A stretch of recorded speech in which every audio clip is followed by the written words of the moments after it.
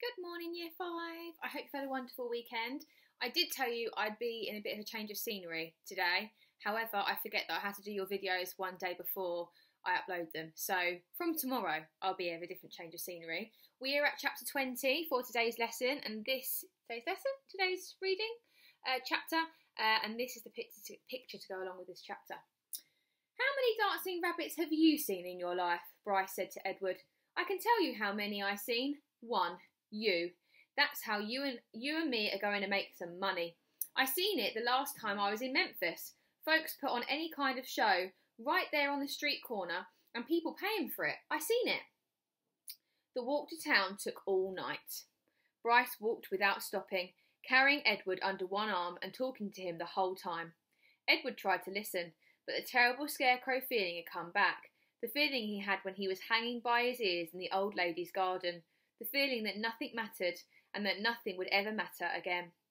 And not only did Edward feel hollow, he ached. Every part of his china body hurt. He ached for Sarah Ruth. He wanted her to hold him. He wanted to dance for her. And he did dance, but it was not for Sarah Ruth. Edward danced for strangers on a dirty street corner in Memphis. Bryce played his harmonica and moved Edward's strings, and Edward bowed and shuffled and swayed, and people stopped to stare and point and laugh. On the ground in front of them was Sarah Ruth's button box. The lid was open to encourage people to drop change inside it. Mama, said a small child, look at that bunny. I want to touch him. He reached out his hand for Edward. No, said the mother. Dirty. She pulled the child back, away from Edward. Nasty, she said. A man wearing a hat stopped and stared at Edward and Bryce. It's a sin to dance, he said, and then, after a long pause, he said, it's a particular sin for rabbits to dance. The man took off his hat and held it over his heart. He stood and watched the boy and the rabbit for a long time.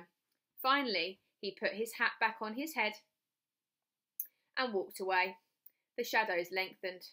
The sun became an orange dusty ball low in the sky. Bryce started to cry. Edward saw his tears land on the pavement, but the boy did not stop playing his harmonica. He did not make Edward stop dancing. An old woman, leaning on a cane, stepped up close to them. She stared at Edward with deep, dark eyes. Pellegrina, thought the dancing rabbit. She nodded at him. Look at me, he said to her, his arms and legs jerked. Look at me. You got your wish. I have learnt how to love.